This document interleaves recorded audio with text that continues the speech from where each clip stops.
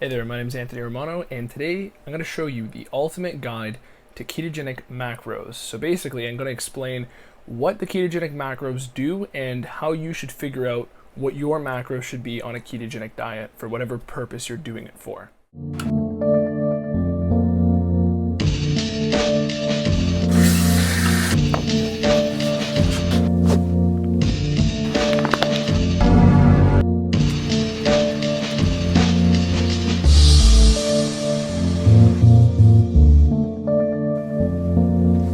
So, ketogenic diet macros. Many people pick up ketogenic diet for fat loss, but depending on your goal, your macro makeup might be slightly different. I'm going to start off by bridging into everything with fat loss as the primary goal. Many people do keto for fat loss and they tend to stick with it because of how they feel, and it's simply just a great way to set up your lifestyle and have it be the baseline of what you're eating for the majority of the year. Now, let's get into the macros themselves. Let's start with fat. Many people cut out fat when they're trying to lose weight. They say that it is a more calorie-dense macro because fat has 9 calories per gram, meanwhile carbs and protein have 4. So technically, if you're eating predominantly carbs and protein, you might be getting less calories in. But this is actually very counterintuitive because fat has 9 calories per gram, meaning it's a more calorically dense food. But it means that it's a better quality fuel source. So when you buy gasoline, the higher octane fuel has more fuel per liter.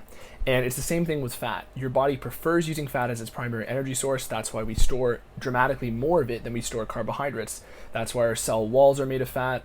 That's why our brain is made almost entirely of fat.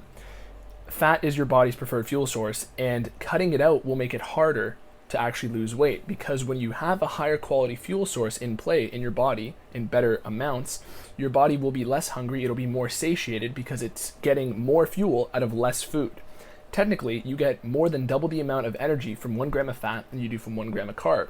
So this is one of the reasons why people have much more sustainable appetites that are a lot less volatile when they're on keto, because you're getting a better quality fuel source with basically half the food that you're eating. So if you were to take the same amount of grams of food, your body would do more than double the amount of energy.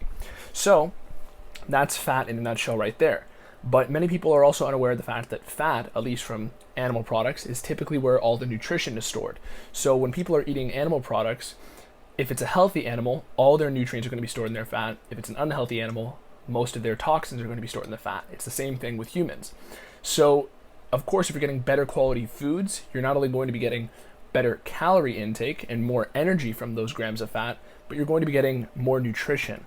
And this will also play into how full you are and how satisfied your body is with the food you're giving it. Many times when people diet with carbohydrates in place, they're always hungry. This is because A, carbs will spike your blood sugar and your blood insulin, which will make you hungrier later, but additionally it burns out quicker and it makes you hungrier because of those blood sugar and blood insulin rises. So basically your daily eating is going to look like breakfast, then after lunch you're going to be hungry again, then you're going to eat lunch, and you're going to be hungry again after lunch for dinner. And you have this perpetual cycle of being hungry after you eat, because carbs are simply not as effective of a fuel source for the majority of things. Of course, carbs are an emergency fuel and they're very quick burning, but your body doesn't prefer to run off carbs entirely. Of course it can do so, but carbs are like a fuel that you would put on to light a fire. Meanwhile, fat is a longer burning fuel source. It can sustain itself much longer.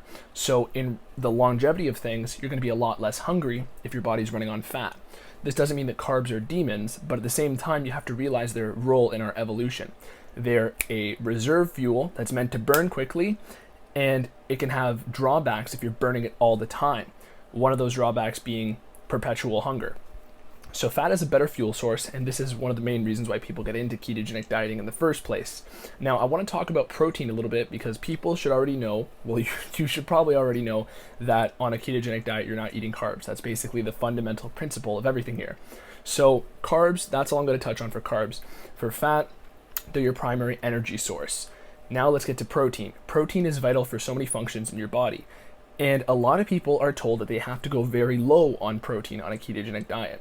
This is actually false, and it's, as I've said many times, came from a lot of the studies that were performed on children in the early 1900s. Children with epilepsy, which are who these studies were primarily performed on, need to have very high levels of ketones in order to avoid having seizures. Seizures can be life-threatening, and the best way to ensure that you have high ketones is to have low protein and high fat and no carbs. So many people nowadays are told, based off of these studies, that you have to have low protein on keto. Protein is very important, and it's actually a goal that you have to be hitting on keto, whether you're doing it for gaining, whether you're doing it for losing weight, whether it's just your daily routine, regardless of weight loss goals or weight gaining goals, muscle gaining goals. Protein is a goal you have to hit to maintain your lean body mass. Your body needs essential amino acids, and you have to get them from food. So the first macro you should pick when you're assorting your macro ratio is protein. You have to hit a goal. Generally, that goal is going to be around 0.8 grams per pound of body weight, whether you're trying to lean down or gain muscle, but you can go upwards from there if you have to. Who are the people who should go upwards from there? People who are highly athletic and doing lots of intense activity. So I have many people hit me up in the comments saying, I feel like my performance may have dropped a bit. I'm doing everything I've been told to do. What's going on? And most of the time, these individuals are eating lower protein than they need, typically because they're afraid high protein is going to turn into sugar and kick them out of ketosis. Now, keto is a spectrum, so of course having more protein will lead to more higher blood glucose concentrations in your body. But this is not necessarily a bad thing. Your body needs a continual cycle of staying in the spectrum of ketosis, and more ketones isn't always better. As long as you're in the ketogenic state, that is the most important thing.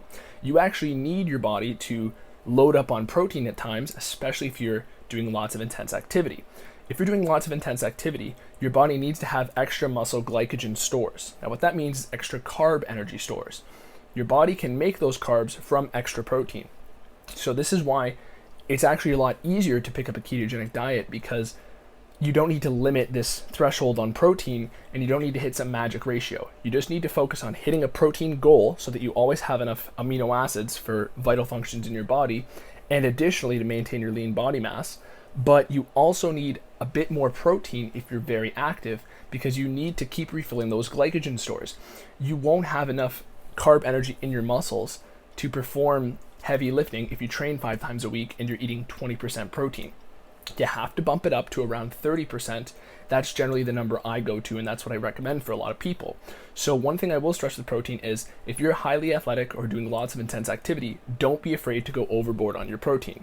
At the end of the day, the calories are going to be the primary driver of fat loss. So as long as your calories are in check, then you will be losing weight. Keto is just a great tool to lower your appetite and get you into a much more functional state on lower calorie intake. So keto is essentially, as a fat loss tool, a method of lowering your appetite with higher quality fuel and getting your body to function better off of less food. So you don't necessarily need to worry if your ketones aren't at 3.0 because you had a big steak for dinner after you're training 4 or 5 times a week. So typically for people who are active, I always recommend around a 30-70 split of protein to fat. If you're somebody who is not necessarily the most active and not doing very glycolytic activity, so high intensity activity, you can go lower towards 20%. For more fat loss, again, calories are going to be the big thing, but this is the area where you have to consider protein and turning into sugar, which is called gluconeogenesis. What's going to happen is, if you're eating a load of protein and no fat, of course that is going to turn into some sugar in your blood. But the only area where that's a worry is where it's affecting your appetite. So this is why I say to people, if you're pounding back 3 whey shakes a day, it's going to be spiking your insulin, it's going to be spiking your blood sugar if you have, other protein sources in the day. And what that's going to do is it's going to make you hungrier, because it is going to spike your blood sugar and your blood insulin and create more volatility in those 2 substances in your body. So overall, the main reason why people should avoid protein is because it may make them hungrier. It may make them consume more calories. Everything is a goal directed at how it influences your calorie intake. So only be afraid of protein if it's making you very hungry, and you should be able to detect this very easily based off of how you feel. So if you're very active, doing lots of activity, don't be afraid of protein.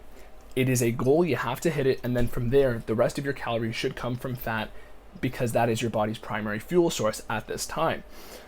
Being in the ketogenic metabolism is much more important towards your appetite regulation than going over your protein a bit.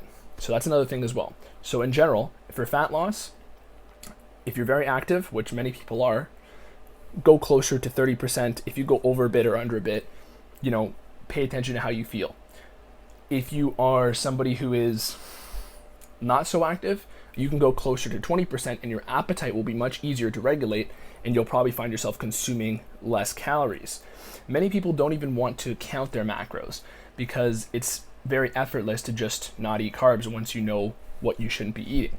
And this is typically where people will take it by their gut, literally and figuratively. They will literally just eat what they feel, and if they had a very intense training day, they'll eat more protein. And of course, you have to be mindful to get your fat still. But this is also a little bit, thin ice because you might be pushing your calories overboard. If you're trying to gain, you're of course going to need more protein. Lean gains programs always require at least 30% protein because you need to overload your lifts in order to gain. And in order to overload, you're going to need a balance of fat energy coming from fat and a balance of carbohydrate stores in your muscles, which you will optimally obtain through protein consumption. So overall, carbs, keep them out of the picture. Obviously through green vegetables is optimal, and fibrous sources is much more optimal, but keep them out. Of course, you can throw them in at times, but this isn't the topic of this video.